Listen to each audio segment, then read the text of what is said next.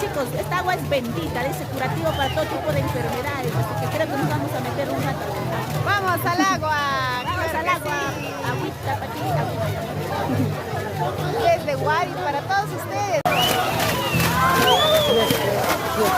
5 de la mañana, nos encontramos en Huaris, a partir de Rocha, nororiente. Esta es la costumbre que se vive, que se realiza cada año. Pues están bañándose aquí, ¿ves?